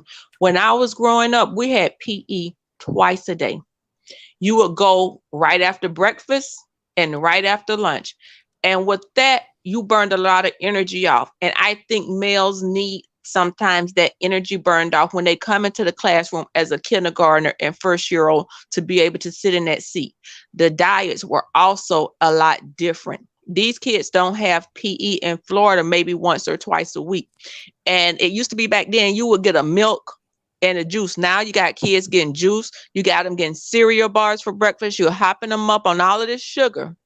You're not giving them any physical activity. And you're saying sit down in the seat and stay still. And I'm not saying, I'm just saying, I think that may be a contributing factor. And when I worked with the boys, I didn't have to be with them all day. When their time was structured and they had time to go out and be physical, to run and do and keep them occupied. And it takes a lot of attention to keep them focused, and a lot more staff when they're doing that. They seem to do better. But when they had a lot of free time was when we had the worst times. And that's just a small after the info, I got to get to Ken. Go ahead. Boys need more activity, and we kind of remember this is the downfall of American society. We keep trying to make boys and girls the same. They're not the same. The young men who get labeled hyperactive and thrown in special ed classes always tend to be male black children, and they're being taught by white female teachers who have they look at them unvalued free, where they stereotype these young men, and they already put them in the prison, from school to prison pipeline. So it's very important to have activity. Don't keep our kids bored. Most black kids are ahead of most kids in school from the preschool to K. Then they leave out of that environment, which is an environment where you have colors, you have singing, your learning is a rhythmic type learning. Now you go into junior high school and high school where you're told to sit down in a seat, and now you're in a wall. You're behind white walls, and colors sedate you. They use white in hospitals and in schools as a way to sedate you. When you get into the junior high school and the high school levels, the colors do play a role in how the classroom is situated. And if you look at the way they have kids in classrooms sitting in the seats, that comes straight out of Germany. That comes straight out of the Hitler movement, straight out of control. Oh, matter of fact, let me correct myself. It comes right out of the industrial revolution of this country in factories, getting you prepared to work in a corporation or factory, the way kids are sitting in the classroom, sort of lined up. So all these things playing a perpetual role over and over again. And we have to remember we got to set the right tempo in the environment for both boys and girls. And we can't, and I'm being honest with you, you can't raise boys and girls the same. I don't go for that. Let me go get it. Let me get it over to Ken. And I'm gonna end right there. Thank you for letting me come up. No problem, info man. And go ahead. Go ahead, Ken. Hey, what's up, BMT? Info man, culture. Info man, that was a thing of beauty. Hope you guys can hear me okay. Yes, sir. I'm driving, this road is really bad, but you're pretty distorted. Yeah, go ahead. Man, I totally agree with, bro. What you said was a thing of beauty. Let me just say my credentials. They don't measure up to information, man. But I've been married for 25 years. It'll be 25 years this year. I got 5 kids. All by the same woman. All my kids are by the same woman. I got 1 son and 4 daughters. So haven't had any problems that typical problems, stuff like that. You know, so with that, hold on one moment. With that, um, okay. So when I was listening to what you guys were saying, let me talk with the brother earlier that came on. And he hopped off. Understand this. I got the gist of what he was saying. It's kind of like what Information Man maybe said it better. Girls and boys are different. It just is what it is. I think nobody's really going to disagree with that. Doesn't mean that one set is easier to raise than another. It just simply means that you got to, as parents, that's why you need a mother and a father. You need to go about it in a different way. And I'll even take it a step further. All children are different. The personalities are different. Certain things I could do with some of my children, I can't do with others. Some I can scream at, and that's all they need. Some I got to punish, and that's all they need. Some of them, I actually got to spank. It just depends on the child, you know. But saying that, I'm always going to say that the importance of raising kid is them not being raised in dysfunction, right? Typically speaking, this is not the end all to be all. It's like that's what people get all butt hurt. Typically speaking, that is with their mother and their father. Why? Because those people are the ones that should have the most vested interest in the success of their child. I tell my children this. I've seen studies that says it takes roughly, what, $350,000 to raise a child from birth to high school graduate, not counting college. Hundreds of thousands of dollars. Typically speaking, parents are the ones that invest that money in there. So you have a vested interest of that's just money. We're not talking about the time and the sacrifice and everything else that comes along with it. So when that happens, when the parents are raising their child, obviously they have a vested interest as opposed to you have the outside influence, gangs, those people that might be your friends. I'm going to be honest with you, the schools, not saying the schools are bad or anything, but schools should not be a supplement for raising children. It just shouldn't. Not Mm-hmm. not at all. I really think it's unfortunate that typically speaking, children spend more time at school really, than they do at home. Mm-hmm. So I'm talking about waking hours. Because you get up, you go to school. Typically speaking, with 7:30, get out at like 3:30 or 2:30 somewhere around there, and you get home and you eat 5 hours at home, and most likely, okay, it's time to go to bed and you're ready to do it again. So really, I think it's important. Bring up to you, and I feel you everything you were saying earlier. When you're talking about, to me, this little power struggle between black men on YouTube and black women on YouTube. I listen to them. I think they both have valid points. Both sides do. Well, The- let I, me, I'm, huh? Ken, let me ask you this though, brother. And I agree with you. I totally agree. I agree with the things that you've been saying. This is Mm, my problem when I talk about environment, my brother, is okay. that we live in a world today. Like when I grew up, when I grew up in my neighborhood, it was norm across the board that when 6 o'clock when the street light came on, you best to be in the house. And if you weren't in the house and you was laggy dating out there in the streets, you were going to get whipped by the old men, your mama, your daddy. Everybody was going to chastise you in that community. We today I could go out late at night and you could see kids out without any adult supervision walking around like they're grown folks late at night. So you see there's a breakdown in the discipline of our communities. Two, my parents knew all my friends in the neighborhood. So I couldn't just go to somebody's house. If I went to someone's house, they knew the parents, they knew the father, they knew the parents. So we've gotten away from that type of value system where we hold our kids accountable to the point that there's a structure and a standard. Now some of our kids, not all, but some of us have allowed our kids to do any and everything that they do. And then we wonder why there's a breakdown in our youth. And then we're saying, hey, it's hard to raise girls versus boys. Well, My if we mama, have some standards across the board. my mom used to call it dark o'clock. You better be Right. home by dark o'clock. Right. But a lot of times we were the only ones that had to be home by dark o'clock because a lot of the other kids did not have to. And we was looking like, Mom, why why are you this? Why are you that? Everybody else was out playing, but we had to. And we were in that particular area. I'm not going to say the whole time, but in that particular area, we were one of the few that had to be home like that. So let That's me the get Because let me, it that's the wasn't the problem norm though.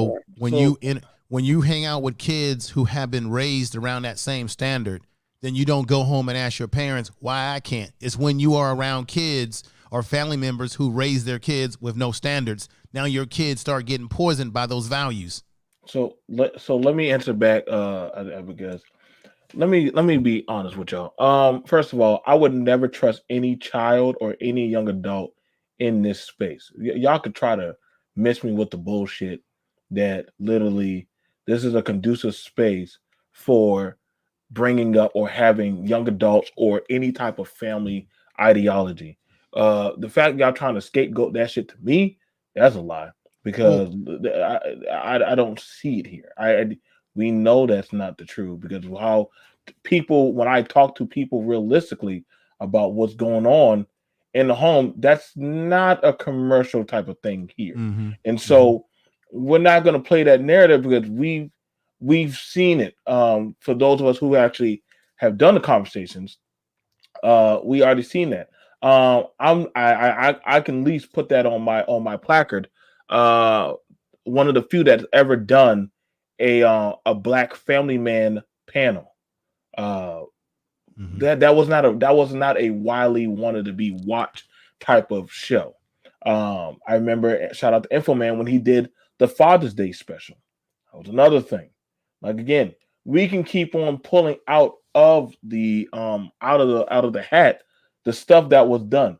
Those are not the norm things of what this type of media. Again, it's the indoctrination Mm-hmm. of certain narratives that are put out there about our people. And so when people try to say, well, you know, we do talk about it, it depends on where you're at because it's interesting when there's the attack. If a child were to have two parents, I find it interesting when they get shamed. They get shamed about you got a dad, or let a man show affection for loving his son. That looks gay. That he must be soft. Or maybe it's the fact that that's not something that's widely practiced. To I somebody It's my son told me, and I want to pass the info. My son told me, he said, Dad, don't kiss me in public. I said, why mm, not, son? He said, because the other boys laugh at me and tease me. And I said, why do you say that? Well, they said that you might be gay because you kissed me. And I said, huh? I said, son, I birthed you into this world. I literally changed you, clothed you, and was there when you were sick. You mean to tell me they shame you for me showing you love and affection? probably because they don't get love and affection. Then that makes me wonder. Exactly. It makes me wonder this key thing within their environment. Do the boys who try to shame your son have a father or male figures in their life that show them love in a fatherly manner, of course? Well, see, that's the thing about it. Because see, that's why I had to dig around and find out. Because I see it when I see it like that, but I ask the question, but I said you don't have to tell me who the boys are. I mean, I figured that out easily. But I also knew when I knew about their living situation of how they get talked about, how they get abused, how they get cursed out. You know what I'm saying? One of their mothers told them that they need to shut the F up right there in the parking lot in front of the rest of their friends. And I would watch that. I would watch that. Just like I would also, and I can, and I mean, I can even bring, I think Lady Count, she's a teacher also.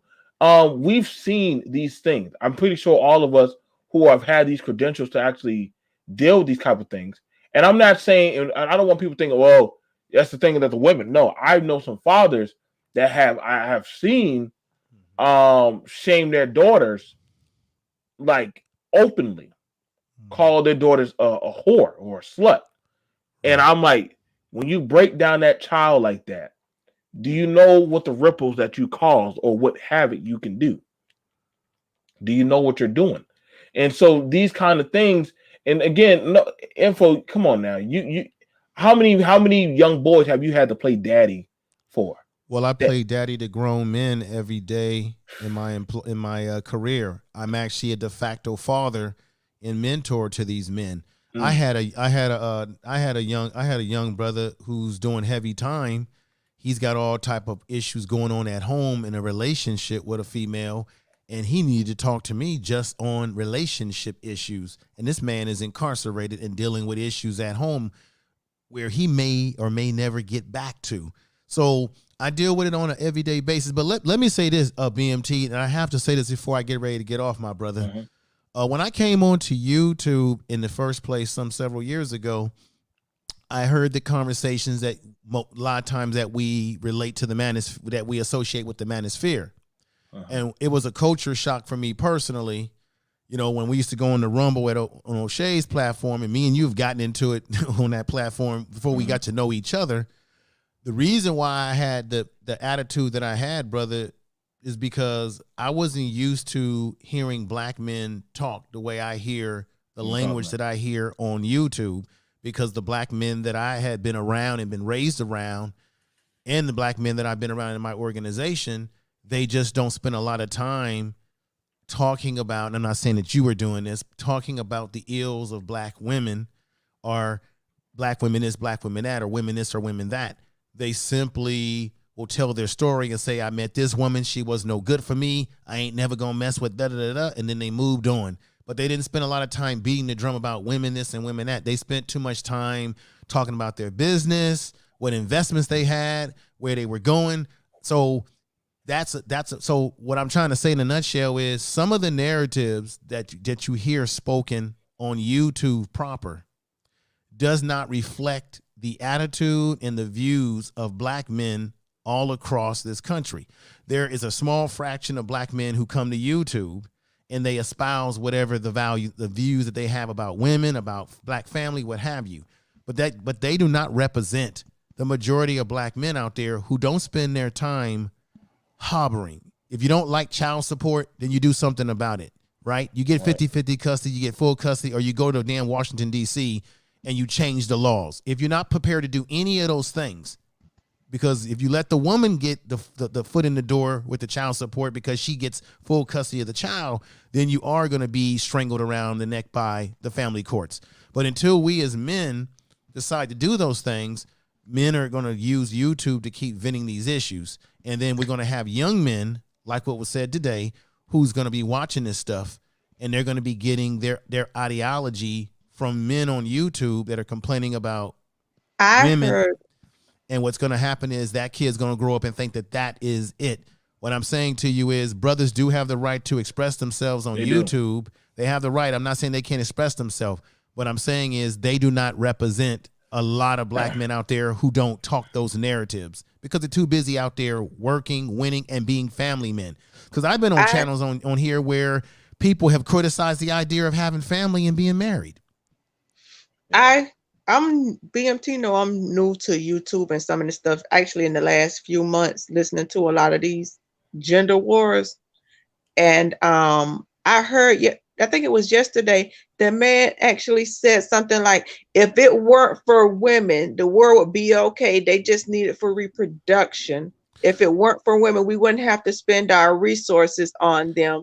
And they were perfectly fine not having women. And it even said something about back in the day, they used to use squires or other males for sex. Right. And I was it was odd to hear. And, I'm new to the streets, but I was like, is this the talking points they're giving young men? Yeah. I think historically, if you do look at it, I think the issue is how much do men need women versus women needing men, because men are hunter gatherers. We're the ones that go out there and slay the lion. They were saying they didn't even need women for sex. They just needed women for reproduction. That's what they were. I was like, wow. This is the thing. We're biological creatures. Even a bug, a rat on the ground, a bug, an ant, they have a mate. God didn't put us, if you're a spiritual person, God didn't put us on the earth to be by ourselves. So technically, biologically, it is not meant for us as humans to be, as a man or a woman, to be by themselves. However, if women were to disappear, and I see where he was going. If women were to disappear and I was a man on this earth, I could still survive in terms of all the mechanical things that I would have to do to survive, because you in prison, when women disappear, right, somebody gonna be that woman. Right. No, that's what he was saying. In prison, and they were saying that was okay. Sex with each other. It's because they were trying to, I think, push that narrative to impressionable young men to get them into a mindset of a different lifestyle. So I just look at it as, could I as a man still operate in life, such as building society? Because men, we were very instrumental in building this society, where we know that women give birth to society. So on the physical, mechanical level, I could still function as a man, but on a biological level, it would do something to me, because they've already done studies that show that men do live longer when they are in a healthy relationship or in a marriage versus when they are alone. We die off faster, even though women live longer than us because you guys take care of your health better than we do.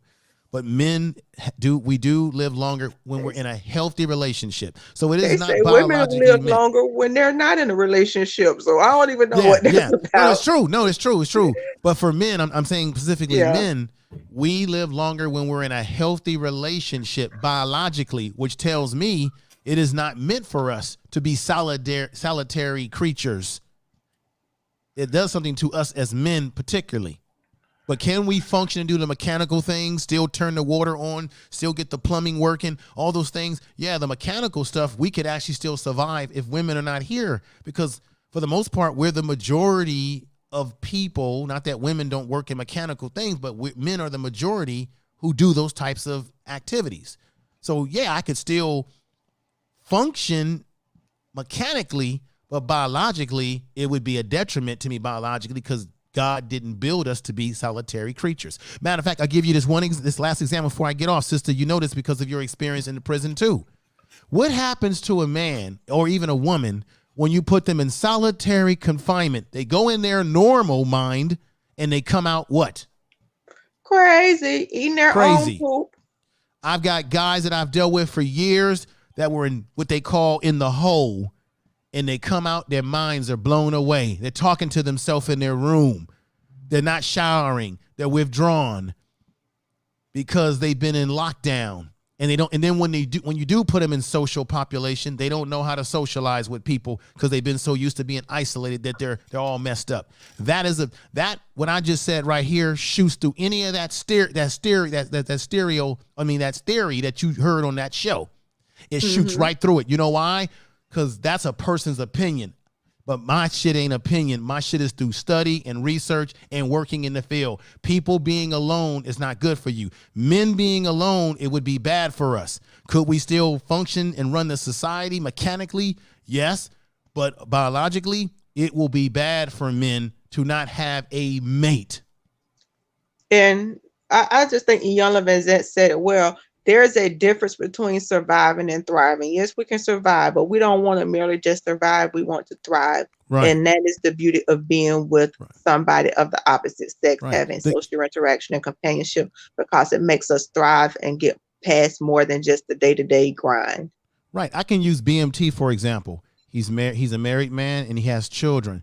BMT, as I get off of here, brother, with the experience that you're having emotionally, spiritually, with your family and your children, imagine if you were at the age that you are now, you're still a young brother, and you had not the companion, your wife, someone who really loves you, that's the right person for you, and you did not have the joy of those kids in your life. Where do you think you would be emotionally right now? I'm not saying that you can't still function and go out and work and get your money on and all that kind of stuff that you hear on YouTube and all that shit. Yeah, you can still do that. But where would you be emotionally if that was all to disappear tomorrow from what you've been experiencing now, brother? I would be depressed. Thank you. I would be depressed. like I said, and I think I'll probably do a piece on that probably a few minutes after this because, like I said, me and my old lady did separate. We did.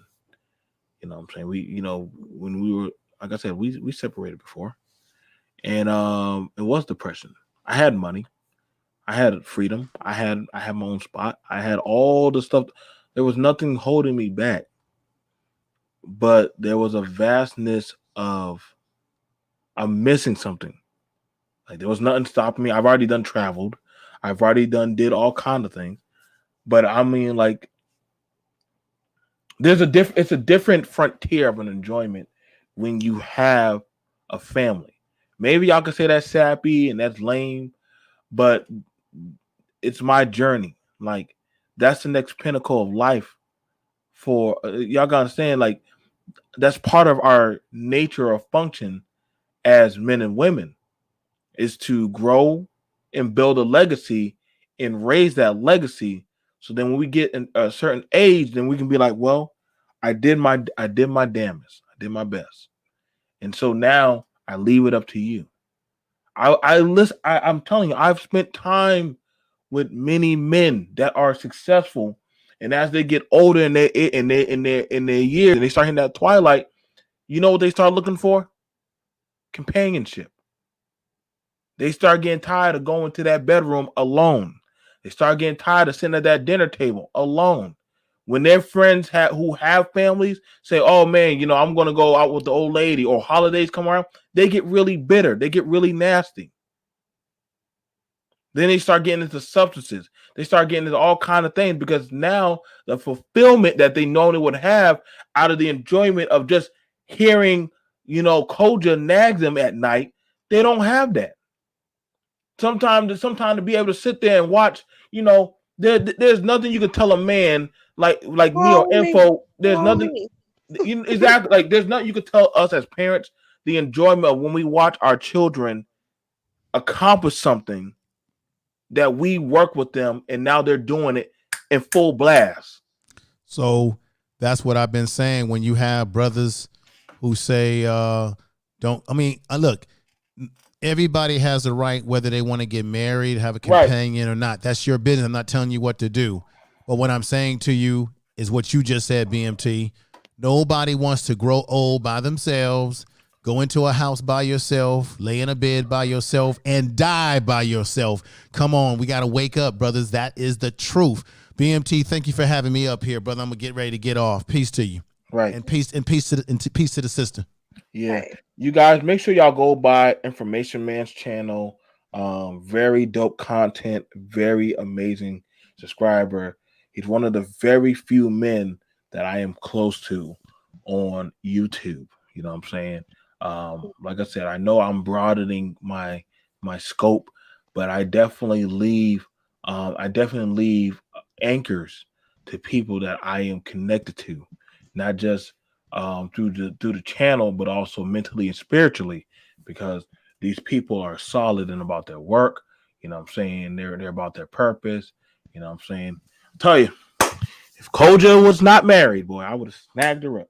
But she's off. She's trying to build herself a whole another little village. You know what I'm saying? And I'm very happy that she's trying. I think she's out there doing the damnest thing. You know what I'm saying? But Coach, BMT. what's going on, babe? I don't know if after a while, as adults, Christmas get old. You don't put up the tree too many times. It's just you don't bought yourself the things that you wanted to. There is nothing like seeing the enjoyment on your child's face on a Christmas day. When you talk about that car, but seeing them with their first remote control truck or that joy, if those people have gotten jaded, they probably need to think about settling down because it's like a new birth for you. Like Right, I said, as an adult, Christmas get old after a while. But right. being able to relive and have that joy through your children's eyes, for those who out there thinking that it's a compromise, maybe it's time for a rebirth, and maybe they should consider it. No, see, that's the thing about it.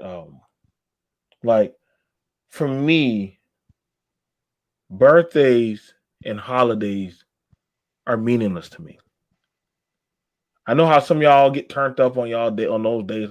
It really don't because like I'm in a point in my life, like I can understand what culture meant by that, because some people are in the Well, point in it's their life.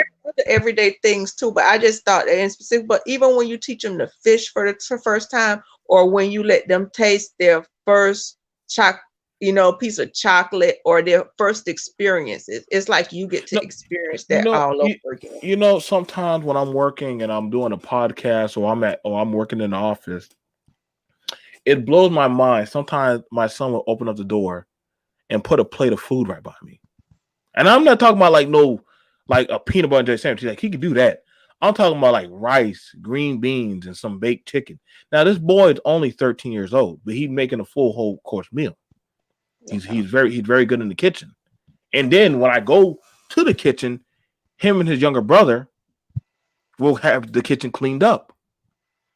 And sometimes I will just sit there and lean up in the count on the counter and say, I did good. I did good, because it's when you know, it's like for us as parents, there's no satisfaction in the knowing you put the seeds of accountability and accomplishment in that young individual, and you know that they have that in them. So to be able, I know coaches' kids can cook. I know mines can cook. You know what I'm saying? I'm sure Lady, her children, and I'm sure Info's kids, I'm sure a lot of our children, we teach them, yo, let me teach you how to wash clothes. Let me teach you how to fold. My daughter, I swear, like I might have to go get her a job working at a cleaning business. She's one of the fastest folders I know. And Oh, she does that, she does that for giggles. Can she fold everybody's clothes before a TV show's over? the She fitted says sheets too. she can do sheets also. Oh Lord. Only thing she can't do is the full on comforters. She can't do Okay. them. They're too big. It's hard for a little 7-year old girl to do that. She'll have Oh, to lay it down and do it like a kite. I feel you. But other than that, she can do everything else. And she also is learning how to iron. So, like I said, these are things I'm teaching them. You know what I'm saying? And also for a lot of y'all to think, and I also got to bang back at, I know a lot of y'all saying that, well, you got to have 300 or $1 million to raise a child. That's not true. Me and Koja can tell you that right now. We know people who children are raised with less, and them children come out just fine. We know kids who are raised with millions and millions of dollars and be the worst things in society. Yeah. It's not always about money, y'all. That's a problem that maybe me and Koja might have to bang at sometime. Listen, I can tell you right now, thinking that you have money, you could throw it at a family or a relationship, and it's gonna heal overnight. It don't work. I, I, It I, don't. I'm I'm struggling trying to get my sons where they need to be, and we having to fight right now. But I'm still trying. And the money, I think sometimes we want to we want to give our kids everything. What they say, you have to stress a muscle in order for it to get stronger, and we never allow them to stress their muscles. Sometimes, and we coddle them, and we give them too much too. Sometimes they're not worth. And I heard people all the time say, "Oh, I spoil my kids." It's like, well, what the hell does spoiling do? I ain't never said I wanted to eat spoiled food. Ain't nothing never spoil was a good thing, but I think it's a bragging point now because I just remember people say, "Oh, my son going off to Texas school." Your son going to a CC, but sometimes we have these things like, "Oh, if I," and we have different levels of spoiling and coddling, and we've got to the point where it's become a bragging point sometimes in some areas to say I was able to spoil my kid. My kid had no adversity. I did this, this, and that because they think it's a good look for them. But what you did was handicap them. And it will be one of my greatest disappointments to leave kids behind that are not able to fend for themselves. And I think, I don't know whether it's ego or what, or people who want their kids to actually be dependent upon them because it gives them a purpose. But that seemed to be one of the things. Oh, I gave my kids this, I gave my kids that, I spoil them. And it's not a good thing. It's not a good thing. We need to allow them to have adversity and to build some things and to learn to handle a little of life's stresses and stuff so they can be productive. Nothing spoiled and mushy is good. You know what I'm saying? And like I said, I'm just putting this out here for food for thought. Y'all know I had to depress and y'all I know y'all like BMT, so you did come back. Listen, y'all, I had to go talk to a few people came to talk to me to let me just kill off a few things. But I definitely could tell y'all right now that, you know, a lot of stuff we need to work on. There's a lot of work um, that we need to probably sit down and reassess, and that also comes with, you know, the accountability piece. I mean, some of y'all probably might not need to reassess y'all life or your livelihood or your talking points. You know what I'm saying? But other than that, I'm gonna see you guys later. You know what I'm saying? Me and Koja are going to go off and go grab some ice cream and put the kids to bed. Thank But you. I'm waiting for my husband to come home tonight, so I'm gonna get off of here with you. But I'm so glad you came back. I know you was going through the other day, but you're here for a purpose. You get to get tired and rest and come back. like I said, and thank you for sending me that stream, y'all. The thing, Koja. I tell y'all, when Koja says she gonna send you something, she really do. She does not waste no time. Like Koja said, if she gonna say, Joe, I'm gonna send you something BMT, she will go find. I said, oh, this thing is real. So I'm just sitting there watching patiently a lot of the stuff that they're saying. I'm not, you know what I'm saying? Mhm. You know what I'm saying? I try to tell you, I don't go in there to disrupt the thing. I go in there to learn to see what they're talking about. So 198,000 just in that one Facebook group of nurses and I nursing might school. have I might have to reach out to them. I might have to reach out to one of them to see if I can get a talk with them to find out what's going on the nursing field, on the nursing thing. But Well, other let than me. that, I ain't been huh? in there. Let me know. I ain't been in there. I'm hanging out with the farmers. Well, let me know. I one day I'll pull at the farmers and talk to the farmers sometime. Like I said, I'm Uh, gonna start bringing different things on here. I think I'm supposed to later on set up for an interview with the owner of a bakery. I'm supposed to be setting up with her. I'm very excited. She makes such interesting sweet treats and stuff. And I definitely like to support her as well as others that are doing stuff. So you guys, we'll see you guys later. What's going on, David? David is a proud father of two beautiful children. You just missed out, brother, on it. You know what I'm saying? This is your time to shine, David. But other than that, we'll see you guys later. Shout out to everybody who came through, Trailer, Koja, night. Information Man. Shout out to Ken and Emerald. All those who are parents in their rightful place, Lady, Kelly, and everybody. Don't ever let society or anybody tell you or critique you on how we need to be parents. We we are the soldiers on the battlefield for the home, not them. So don't ever let somebody tell you how to do your thing. I'll see you guys later. This is BMT. Peace. Y'all have a good day.